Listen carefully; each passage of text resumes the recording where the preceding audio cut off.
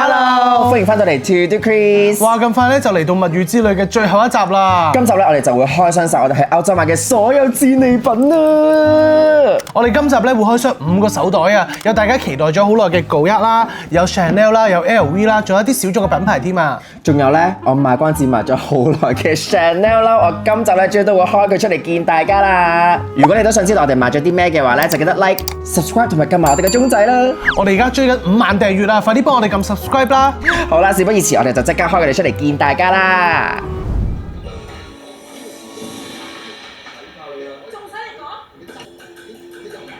可唔可以唔好睇住啊？我有啲想同你傾下，又唔知幾時開始，我覺得我哋之間好大分歧啊！我唔想再拍你嗰啲咩戰利品開箱啊！你每次去旅行買嘢買到好似失心瘋咁樣，我覺得嗰個你係好陌生啊！你都有份嘅喎啲嘢，你拍開心片都拍得好開心㗎。我曾經講過我唔需要 me time， 但而家變咗啦，我都需要啲空間啊，係喼嘅空間啊！而家我哋有全新嘅 Samsonite Secrets FT 系列行李箱，就唔使驚買嘢買到唔夠空間啦。而家入手 Samsonite Secrets FT 系列咧，都會有7折優惠㗎。我梗係要揀多隻俾 Anson， 費事咧佢又話我自私買爆喼啊！呢個新系列有3個尺寸同埋3種顏色任你揀，我梗係揀至 sharp 嘅銀色大 size 啦。容量真係好大好夠裝啊！已經想像到佢會陪我去好多轉巴黎同埋東京瘋狂血拼啦！趁住而家有優惠，梗係揀多隻中 size 嘅藍色啦。呢隻藍色咧唔會好實嘅，有種好低調奢華嘅感覺。而中 size 咧就啱晒去陽光與海灘或者短途旅行用，肯定夠位塞埋啲手信添啊！以前用嘅舊款喼咧都要中間打開，一開咧就霸咗2個喼嘅空間。普遍日本同埋歐洲啲酒店咧都比較細㗎，喺地下打開完個喼咧就冇位行㗎啦。好彩 Samsonite 呢個系列係前結式設計，極慳空間之餘咧，要拎嘢都好方便。側邊咧仲有2條帶固定行李蓋嘅位置，唔怕佢會反落嚟，真係超貼心啊！我自己最欣賞咧就係個喼入面本身已經有內置間隔，方便將小物件分類，簡直咧就係我呢一種極 P 又極亂嘅人嘅恩物啊！大家千祈唔好錯過同時進行嘅 Samsonite 收納袋加購優惠啊！而家只要加199蚊咧就可以帶埋佢哋嘅 Packing Cube 翻屋企啦。之前用過其他牌子嘅行李分類收納袋咧，都覺得佢哋太軟腍腍，唔夠保護度，洗1-2次咧就殘晒 keep 唔到個 shape 噶啦。但係 Samsonite 嘅 Packing Cube 好堅挺，好實淨，方便將衣物分類之餘咧，個喼入面都會好整齊，執行李嗰時咧就更加得心應手啦。呢款新喼咧仲有 TSA 008鎖，夠晒放心。佢嘅超順滑雙滑輪真係好好推，唔使同個喼鬥力咧都可以健步如飛啊！重點係佢哋仲可以擴大添啊！咁多年嚟咧，我揀喼一定要揀有得變大嘅，千祈唔好睇少呢一樣嘢啊！我每次去旅行咧都一定會買到爆㗎，有得擴大真係方便好多。shopping 嗰時咧都會爽手啲，唔使就住啊！咁吸引嘅優惠喺門市同埋官網同步進行中，數量有限，售完即止啊！資料詳情咧我就擺晒 info box 啦，大家快啲入手啦！揀好喼同翻個野蠻老公，我又可以繼續開箱歐洲戰利品啦！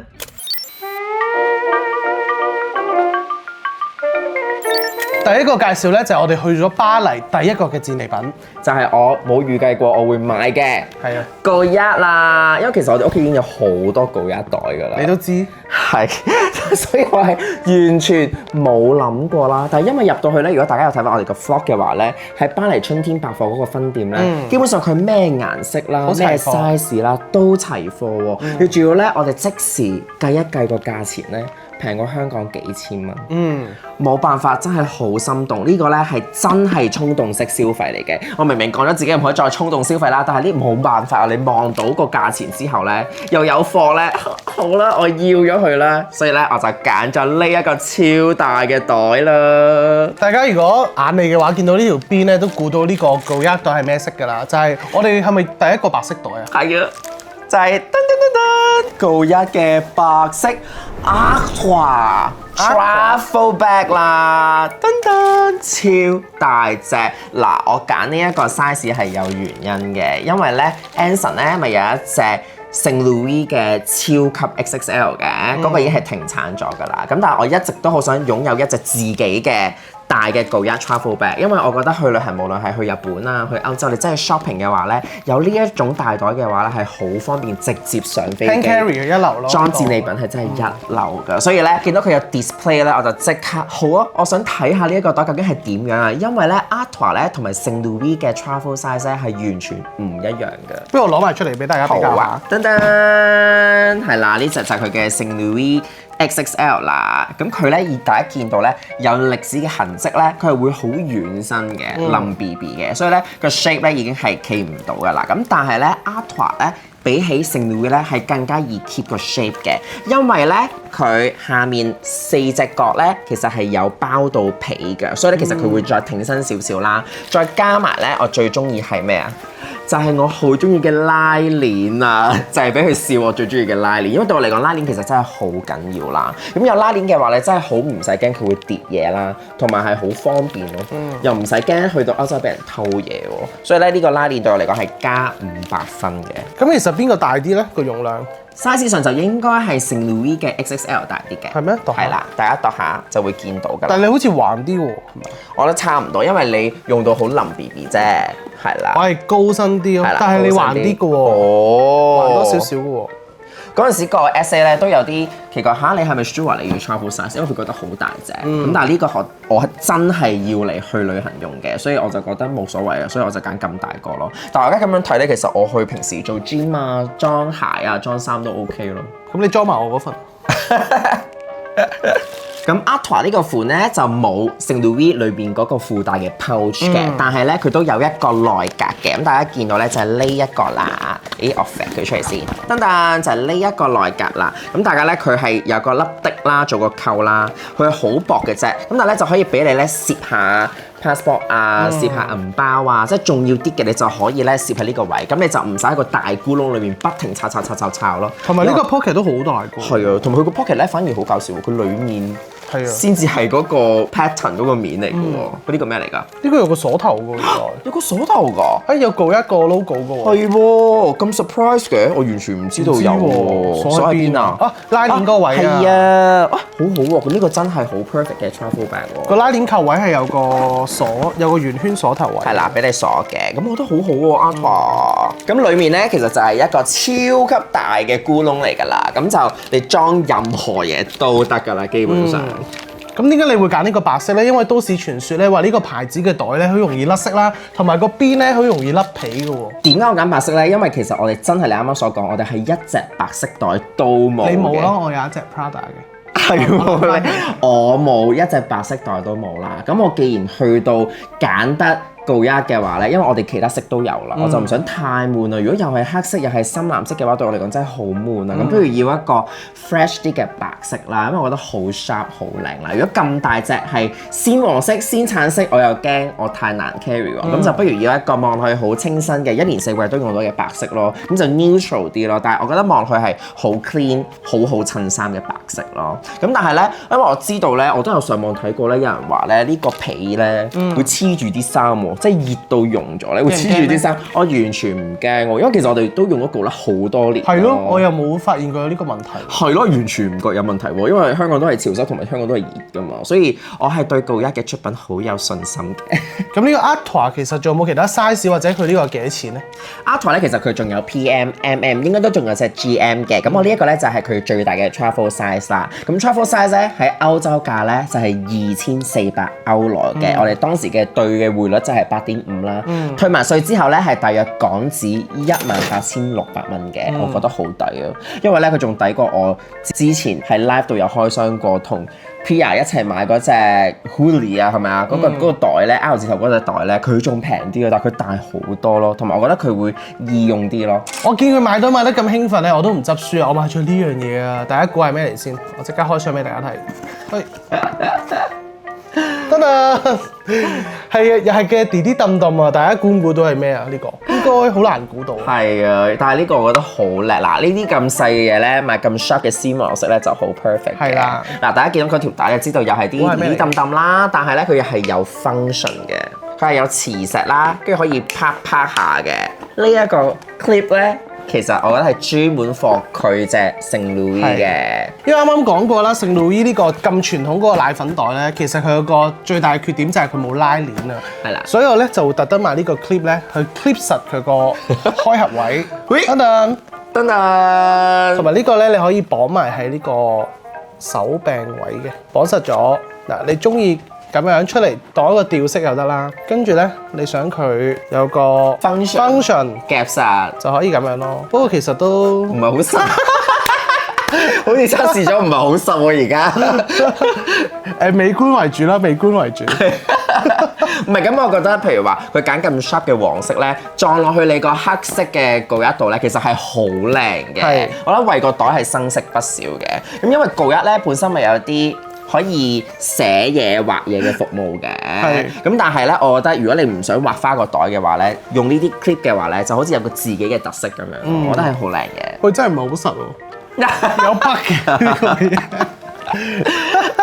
賣萌啊，賣靚咪得咯。佢真係得個樣嘅啫喎。不過我覺得襯你個白色都會幾靚。係啊，試下。試下。不過大袋咧，我哋未必會揀呢個黃色啦。不過呢啲飾物仔就可以揀。係啦，即係譬如話卡包啊、鎖匙包啊，你揀呢啲黃色嘅話咧，其實我覺得好靚嘅。咦，其實襯白色咧真係超正喎！咁樣係望到個鏡頭係勁 sharp 啊，成個即刻真係好靚。你試下夾唔夾得實你嗰個？應該夾得實嘅。嘿，係夾得實嘅。可能你啱啱個底咧裝太多嘢，太張啊，係啊。但係如果咁樣嘅話，其實係完全冇問題嘅，佢係唔會甩嘅。咁呢個幾多錢話？呢個咧就係190歐羅嘅，退埋稅之後咧就大約1473蚊港紙，係啦，咁就當一個吊飾咯。係咯，皮質嘅吊飾，千零蚊告一 ，OK 啦，OK 啦，合理啦，又合理啦，用一世啊呢個。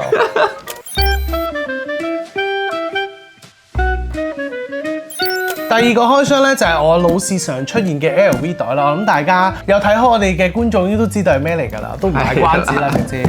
係，噔噔，就係呢個牛仔布嘅 Carry All 啦。咁呢個咧係我哋去到嘅時候啱啱先至新出嘅特別版嚟嘅，咁所以咧大家會見到咧同出面嘅 Carry All 係有啲唔一樣嘅。首先佢係多咗啲窩釘嘅元素啦，佢無論呢兩條觸鬚啦，定係呢個肩帶咧，佢都係多咗啲圓形嘅窩釘嘅。咁個窩釘上面咧都係全部寫住 Louis Vuitton 嘅。哦，同埋咧，我中意佢呢一隻牛仔布咧，唔係一般藍色嗰種牛仔布嚟嘅。佢一般藍色嗰隻就係等等咁樣嘅，係啦。大家會見到咧，佢呢一隻 Carry All 咧係偏帶灰啲嘅，係啦，所以我會覺得係型啲，同埋咧佢嘅 monogram 咧係會細粒啲嘅，係啦，我覺得係另一種型咯。咁啊，襯埋窩釘咧，嗰個 feel 咧係更加 man 啊，係啦，同埋因為佢又好似好鬆鬆泡泡咁樣咧，會更加隨性 feel 咯。同埋咧，我係好中意咧佢呢啲弟弟揼啊，又係，即係佢又送呢個我都唔知我嚟做乜嘅牌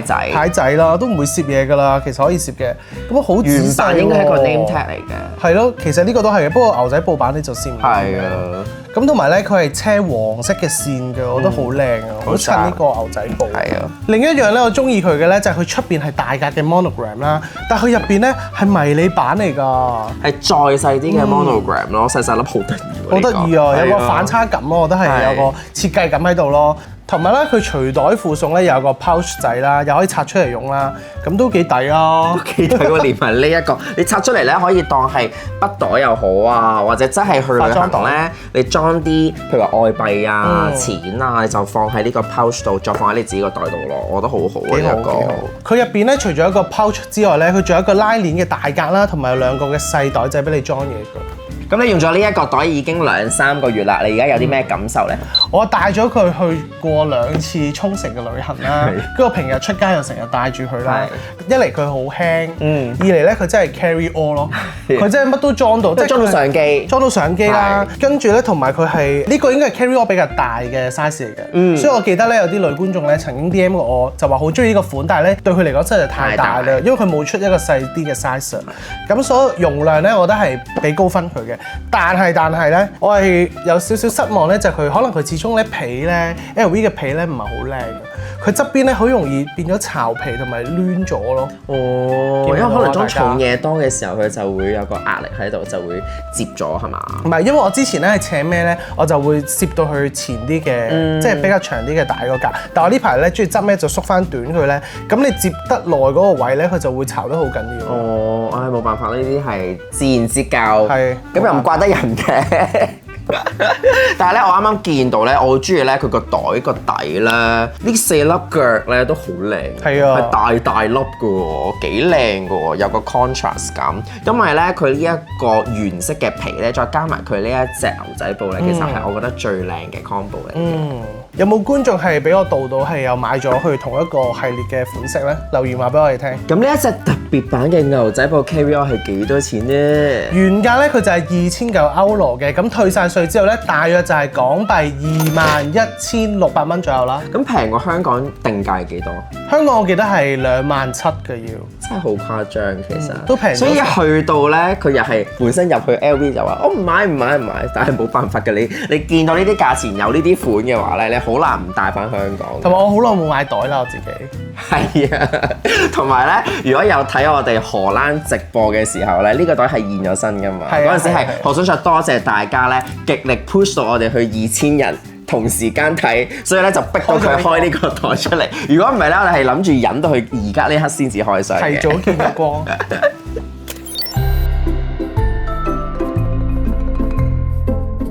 跟住就到我至愛嘅 Chanel 啦，我終於都可以開佢啦！大家知唔知我每一日就係望住呢啲盒啦，但我就要一路等到我拍開箱片，我先至用佢，因為我想同大家一齊分享我再開箱見佢哋嘅喜悅嘅，係啦，所以咧個盒咧仲 keep 住喺度啦，同埋大家有冇發現咧？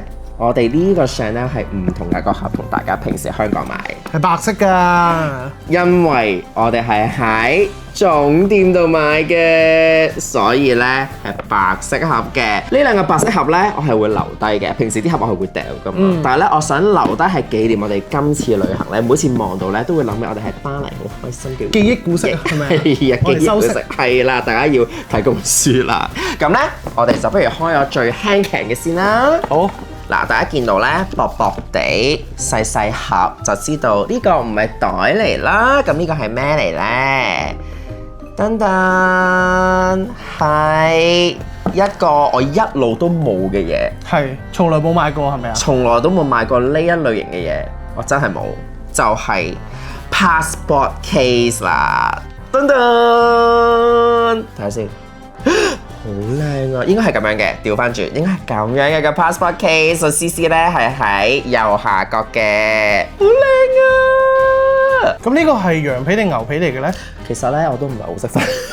因為咧摸落去咧，因為羊皮多數都係啲好嫩滑、好 smooth 噶嘛，呢個咧就好 smooth 嘅，但係咧摸落去個感覺咧，佢又有啲實淨感嘅，所以咧我都真係離身，我真係唔係好清楚呢個嘅係羊定係牛皮啊嚇，但係咧佢就係滑身嘅，呢隻應該係大家好驚會易花嗰種皮嚟嘅，但係唔緊要，即係我覺得係對 Chanel 嘅出品係有信心嘅，即使花咗，我覺得 passport case 呢啲係正常都係會花嘅，我就冇乜所謂嘅。旅行嘅痕跡係咪啊？係啦，咁但係咧打開咧裏面咧嗰種皮咧係有少少火粒感嘅喎，即係佢係會耐磨耐襟啲嘅。咁我講翻咧封面先，唔好意思，就係呢一個 CC logo 啦。呢個 CC logo 咧本身佢係有2個款俾我揀嘅，第二個款咧係實心嘅 CC logo。咁但係咧我揀呢一個 passport case 咧係因為佢呢個 CC logo 咧係鏤空嘅，仲有咧係有一橫橫一間間咧，我覺得好特別啊！呢個 CC 同平時正常 Chanel 小皮具嘅 logo 好唔一樣，咁所以咧我就揀咗佢啦。好似2條蚯蚓咯。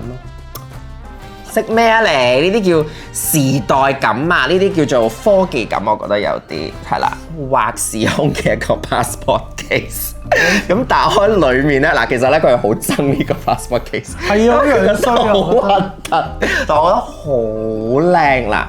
首先靚在係咩咧？我唔講啲間隔住，靚在咧就係佢呢一個咧係25年春夏款嚟嘅。咁25年春夏款佢最 signature 咧就係佢嘅羽毛系列設計啦，而裡面咧係有啲彩色嘅羽毛 print 嘅內裏嚟嘅，所以咧佢一望到就話：哇呢個好核突啊，好核突啊！我中意，我就中意佢夠姣，我中意佢夠特別。唔係佢好似肥媽啲衫啊！咩肥媽啲衫啊？蘇比達係好 colourful 㗎，仲有啲 CC logo 喺度㗎。我覺得黑色正式會靚啲。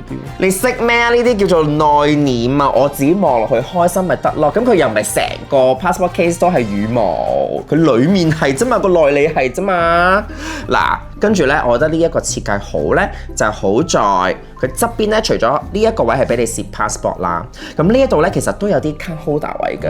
咁然之後咧，仲有個拉鏈位咧俾你裝散銀。我覺得呢一個咧完全係一個銀包款嚟嘅喎。其實即係你旅行直接攞呢個出去喎。係啊，我決定旅行直接攞呢個出去，然之後直接如果係去歐洲嘅話，我就成個呢一個咧放喺我嗰個 belt bag。得唔得啊？咁厚？得，點會唔得啊？我個 belt bag 夠大㗎，咁就可以完全好方便咁樣攝晒喺度咯。其實去日本咧呢啲都好好咯。咁我外幣啊嗰啲又可以攝喺呢一個，我就唔使同我原本香港用開嗰個長銀包咧，啲錢我會撈到亂晒㗎嘛。你見過我裏面銀包嗰啲泰幣又有 yen 又有㗎嘛。咁所以呢個我就覺得係比較好好嘅一個旅行嘅伙伴啊。旅行嘅伙伴唔係我咩？都係。好啦，我覺得人生我未買過 passport case， 我買咧我就要買 Chanel 嘅。其實我係有考慮過愛馬仕嘅，但愛馬仕嗰啲咧就好簡單，佢就咁一個真係一個皮俾你攝喺度就算咯。咁但係呢一個咧，我覺得係 function 上係多過愛馬仕嘅，所以我就決定揀 Chanel 啦。但我記得呢個都唔平嘅喎。呢個咧原價係要1020歐羅嘅，咁退埋稅之後咧就大約係港紙7700蚊。我覺得係用一世㗎嘛，呢啲 passport case 我唔會換㗎嘛，無啦啦換乜鬼 passport case 咧，一個就夠晒數啦，所以咧買貴少少係值得嘅。跟住呢個咧就係唔知點解無啦啦又多達啦，點解又會買多個袋咧？請問我都唔知啊！明明我入去之前我講咗我唔會買 Chanel 袋嘅，因為太貴啦。但係咧佢攞咗呢一個出嚟，我覺得好啦，因為我之前咧係錯失咗呢一個袋型嘅。咁我就諗啊，如果可以入手翻呢一個袋咧，我就好開心啦。所以咧，佢攞咗呢個俾我嘅時候，我係覺得冇諗過，咦咁易入去一問一問就有喎。咁我決定好啦。咁既然又平過香港少少，咁我就決定帶埋佢翻嚟啦。因為呢個咧都係永恆經典款嚟嘅。咁大家見到咁細盒就知道唔係大袋啦。咁咧而家就開出嚟見大家啦。噔噔，我係真係個貼紙都未拆咯，嗰啲雪梨紙。噔噔噔噔，係一張紙包住咗，係方半紙嚟㗎。我插埋呢個紙先，噔噔出嚟見我啦。哇，佢包得好好喎，係就係方半紙啦。無話可説。點解咧？點解啊？咩無話可説啊？唔靚咩？又係咁黑掹掹，又係咁啊！所以我講過我唔會再買黑色袋，但係佢攞呢一個黑色嘅淡金球嘅 mini square classic flap， 嗱佢唔係 double flap， 所以咧 mini square 同埋20cm 係平好多嘅。我覺得第二日咧佢一定會再加價㗎啦。我呢一個價位我再唔入手嘅話咧，去到之後我真係會貴到唔會再入手咯。所以咧佢拎咗呢一個出嚟啦，我又見到係我中意嘅 smooth 嘅羊皮，因為咧我覺得 Chanel 嘅 smooth 羊皮咧望佢成個袋型咧係 classic 啲啦，係經典啲，係靚好多，高貴感多好多嘅。咁所以咧我就好啦，我就入埋佢啦，因為咧我覺得 classic 嘅話咧，因為佢成日都攞我嗰隻細隻嘅 Chanel 嚟用啊嘛，咁我呢個咧其實我都覺得你都 handle 到嘅，雖然係細袋，但係咧我係中意咧方半紙，佢本身個底夠厚咧，咁所以其實即使佢細隻都好咧，其實佢係好好裝嘅，我就睇中咗呢一點，所以我就入手咗呢一個 classic 嘅方半紙啦。咁同我哋同行嗰個朋友咧，佢係 Chanel 嘅專家嚟噶嘛，佢屋企有好多個 Chanel 啦。跟住咧，佢就話咧，佢實測過咧，有金波嘅方半紙咧，個質素係冇咁高嘅喎。即係佢做工冇咁仔細。係啦，佢就話咧，特別個皮咧，個菱形格咧係冇咁蓬蓬㗎。因為而家咧我摸落去咧，佢真係脹卜卜，好得意啊，好靚啊！所以咧 Chanel 咧加到幾貴都好咧，佢都仲有個魔力喺度，真係好過分。同埋冇金波先係最經典㗎嘛，係咪？其實係嘅，不過有金波咧，因為我哋男仔咧有金波就方便我哋真係較長少少做斜孭嘅。咁但係咧，如果我唔係着特別厚褸嘅話咧，呢一個長度嘅話咧，我都仲可以斜孭到啱啱好嘅。咁佢容量咧？容量咧其實係裝到嘢，佢唔係真係一個廢包嚟嘅。咁打開咧就係一個咕窿啦。咁其實我都覺得係 OK 嘅，因為佢有個厚度喺度嘛。啱啱講咗，咁其實攝到紙巾啊，攝到卡 holder 啊、鎖匙包啊，其實已經可以夠我出街㗎啦。呢佢入邊仲有個拉鏈格，係佢仲有個拉鏈格可以攝啲卡咁樣咯。佢仲有拉鏈格咧，下面都仲有一個 pocket 咧，俾你攝啲紙仔嘅，係啦。咁佢就冇2D5嗰個位咧，俾你攝情書嗰個位咯，咁就冇啦。咁但係其實嗰個都係廢㗎嘛，嗰個位係啦。咁就一個細細隻嘅方半紙啦，同埋後邊都仲有㗎經典嘅格。但係呢個就攝唔到電話咯，呢個 size。因為17cm。係啦，就當係一個裝飾咯，裝飾。攝你啲單。係。咁呢個方半紙幾多錢咧？呢個方半紙咧喺巴黎嘅原價咧就係4750歐羅嘅，退埋稅之後咧就大約係港紙35500蚊左右啦。我覺得以而家 Chanel 咁巔峰嘅價錢，唔使4萬蚊一個 classic 款咧，所以我就忍痛我都買咗佢，帶佢翻嚟香港啦。同埋係咪話咧呢個總店嘅 Chanel 係會退稅多1%？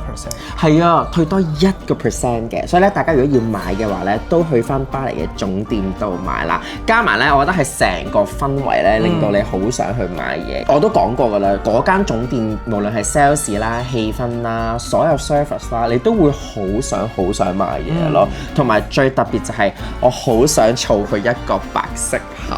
我覺得呢個都係有少少情意結嘅，但係決定咧下一次去巴黎都一定要再翻去，因為我哋冇去到嗰條樓梯度影相。係啊，嗰日閂門啊，閂門啊買到，所以咧我哋下次再去巴黎一定會再去買嘢嘅。噔噔，跟住咧就係我賣關子賣咗好耐嘅 Chanel 褸啦。咁咧我呢件褸咧係錯嘅，唔係喺總店買嘅，我係喺荷蘭買嘅。我就開佢出嚟見大家啦。究竟係咪你試咗嗰件咧？萬眾期待。因為咧我哋出咗荷蘭個 vlog 之後咧，基本上80%嘅留言咧都係話 Chris 你着呢件 Chanel 褸真係好靚啊！點解你唔買啊？真係神級咁靚啊！啲褸又靚啦 ，cutting 又靚啦，着到你超正啊！你自己作㗎呢啲？唔係啊！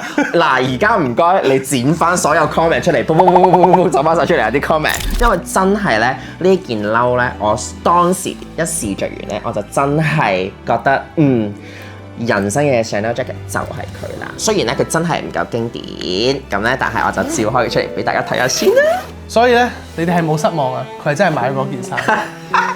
噔噔就係呢一件24B 嘅 Chanel Tweed Jacket 啦。幾煩咯，佢啱啱仲要我洗手先可以掂佢件衫。喂！開箱呢一件褸之前，佢無啦啦喺度食薯片咯，食完薯片佢諗住就咁拍2下就諗住掂我呢件衫，係冇可能嘅，我唔會俾你掂佢嘅，好嗎？大家有冇發現唔見咗我哋2隻貓啊？因為今日要開箱呢件衫，佢要韞住佢哋。平時佢都其他衫佢都唔介意嘅，佢呢件衫就唔俾佢哋掂咯。唔係我諗下幾矜貴。我諗下我有件再貴啲嘅 Chanel 褸咧，即係我都由得佢哋玩嘅，但係呢件唔知點解咧，嗰個心係可能未着過啊，我個心都仲係覺得，佢係我好珍而重之嘅一件 Chanel jacket 嚟嘅。係咪人生戰衣？係啊，人生戰衣。哎呀，爛咗嘅咩啊？呃你啫。咩啊？好煩啊！噔噔，嗱呢一件咧係首先咧，我又係冇做過 research 啦，因為咧我之前去試嘅褸咧，我都有睇中咗啲款，我知道個 catalog 大約係咩，或者個 show 係點樣嘅，我預咗係就直接問佢有冇呢啲大 size 啦。咁但係呢一件咧係我哋喺荷蘭嗰個男 SA 哥哥咧攞出嚟俾我嘅，我嗰陣時係完全唔知道佢係咩 season 咧。咩款嚟嘅？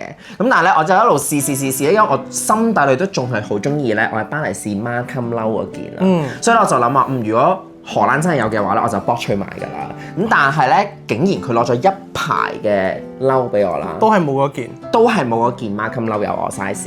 咁但係咧，佢就無啦啦攝咗呢一件出嚟咧，我一眼望落去，首先佢係好經典嘅黑色，再車咗白線喺裡面嘅，佢都係 Fantasy Tweed 嚟嘅。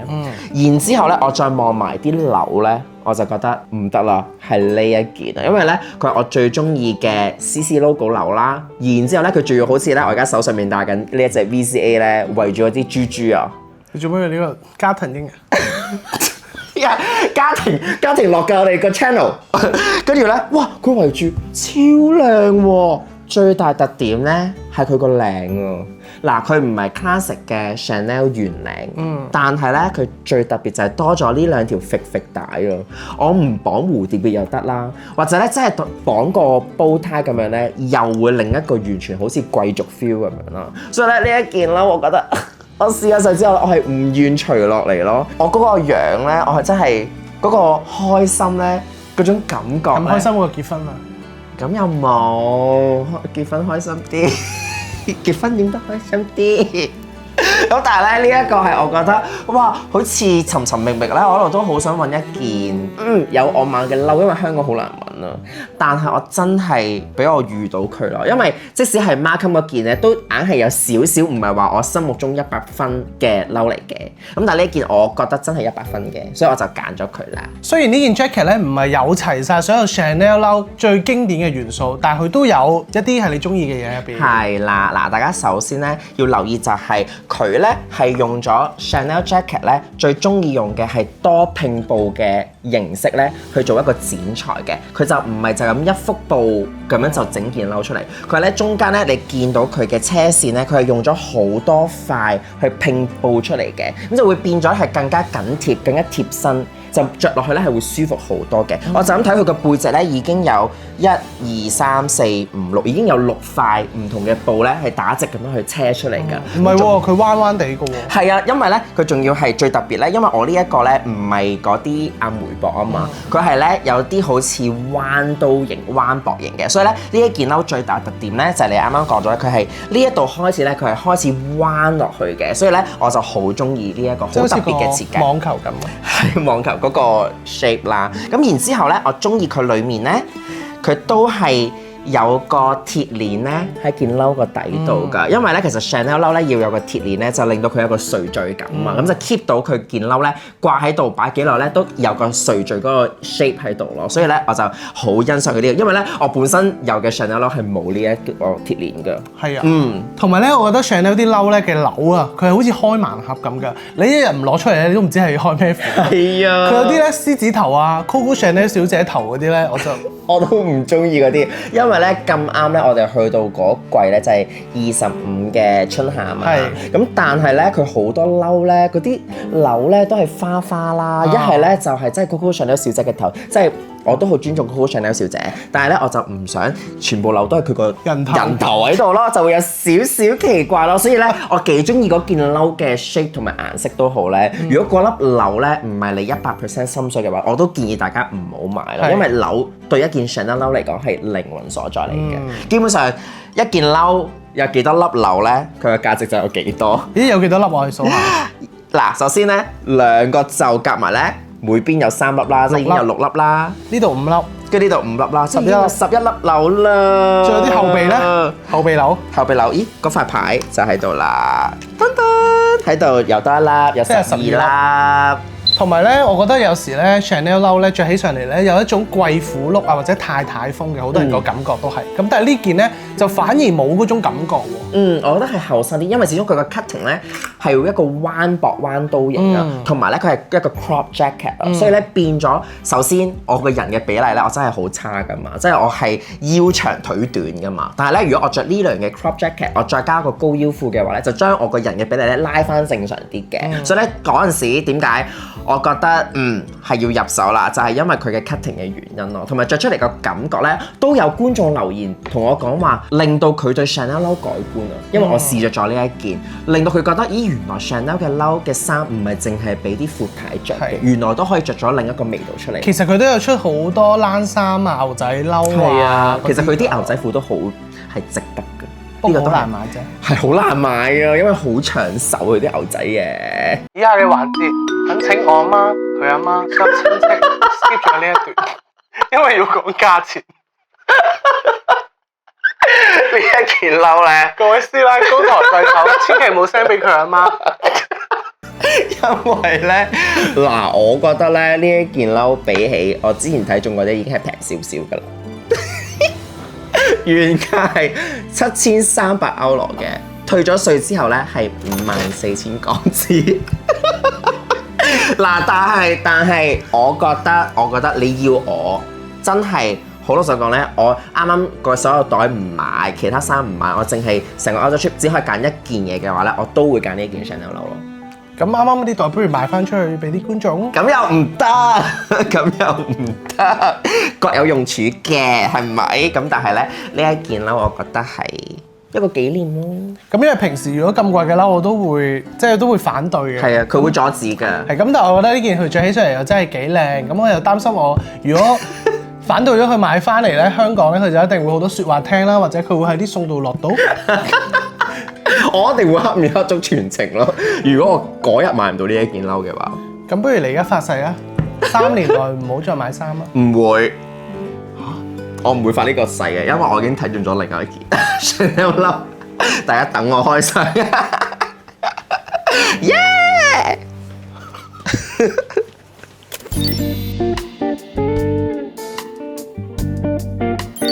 介紹完啲大牌子啦，我哋都介紹一啲比較親民啲嘅牌子嘅。呢個咧就係法國嘅品牌 La Mer 啦。係啦，呢一個品牌咧，我諗如果大家係中意 Blackpink 嘅話咧，都會成日見到 Jennie 咧係會着佢啲衫，同埋會用佢嘅袋嘅。咁呢一個咧就唔係 exactly Jennie 用嗰個 style 嚟嘅，係啦。咁我哋呢一個咧就叫做 Belted Hobo Bag 啦。咁但係你會見到咧好大個、好隨性、好簡約風嘅一個大 Hobo Bag 啦。咁咧我就中意佢個袋身咧係用麂皮，呢個應該係我哋嘅第一個麂皮袋嚟嘅。係啦，第一個麂皮袋。點解咁大個我哋都敢用麂皮咧？因為我覺得呢隻色咧其實都好襟磨同埋好襟污糟嘅。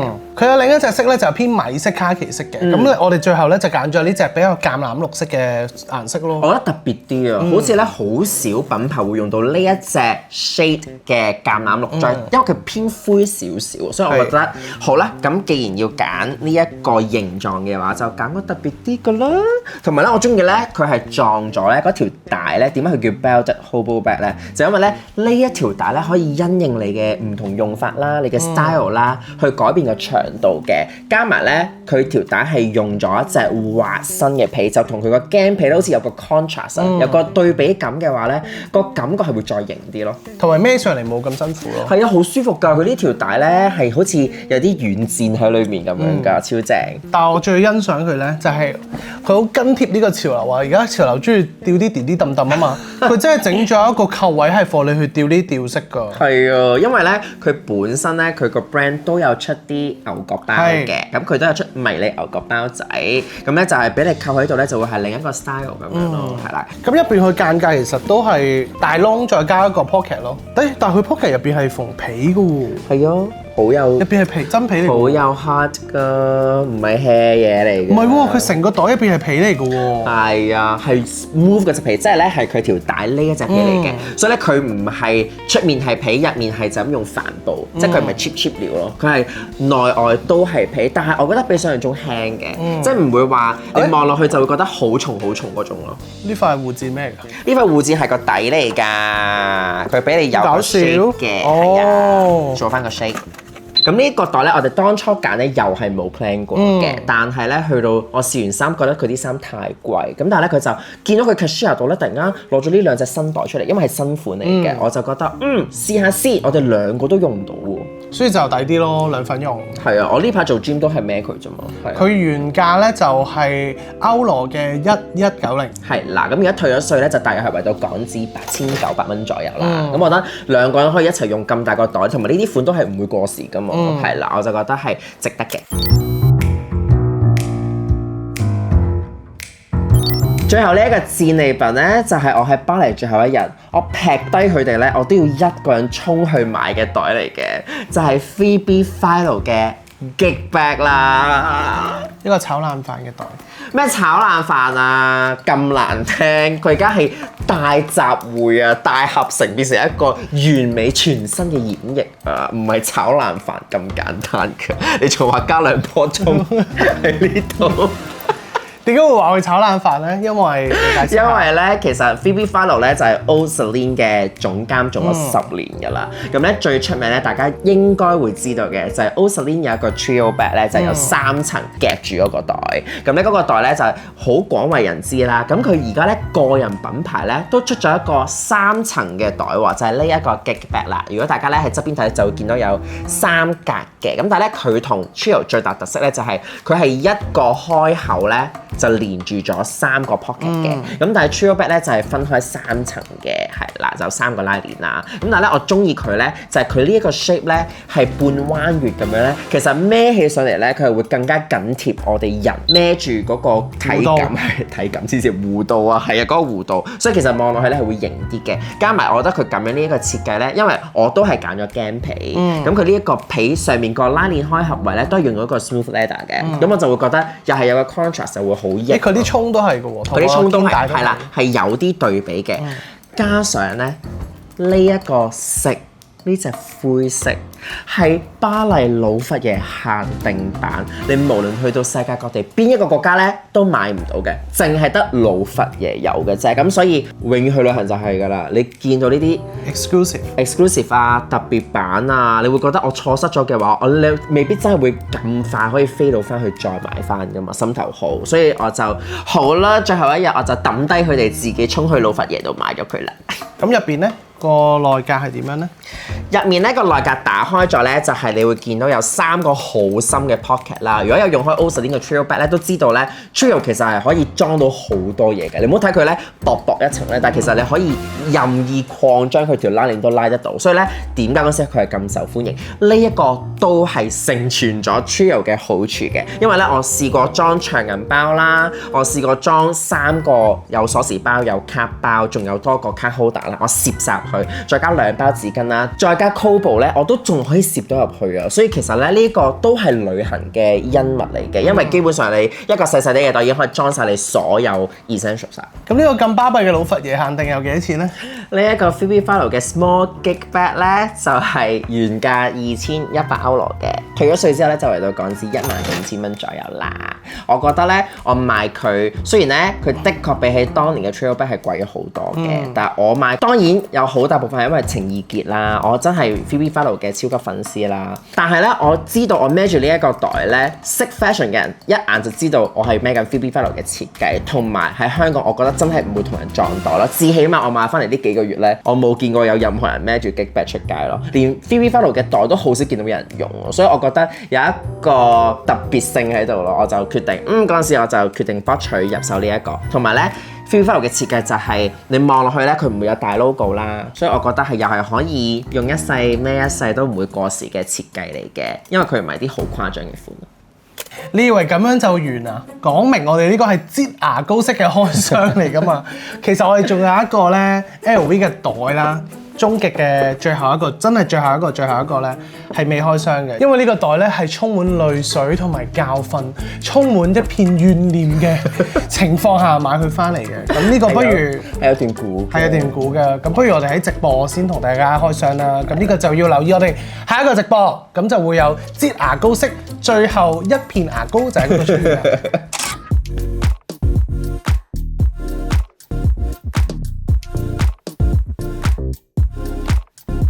好啦，我哋終於都開箱晒我哋今次喺歐洲嘅所有戰利品啦！大家最中意邊一樣呢？留言話個數字俾我哋知啊！或者你覺得我哋邊個戰利品真係可以着一世啊，或者係會後悔一世嘅，你都係話俾我哋聽嘅。今次咧，我哋歐洲之旅嘅所有片咧就真係出完啦！希望咧大家好 enjoy 同我哋今次一齊去呢個度蜜月旅行啦！今次我哋都出咗歐洲都有7條片啦，幾個直播啦，咁都希望大家都會感受到我哋呢個度蜜月嘅喜悅同埋嘅。甜蜜係有冇甜蜜？有嘅，鬧交事件嘛，仲唔甜蜜咩？好啦，唔講咁多啦，我哋下條片再見，拜拜。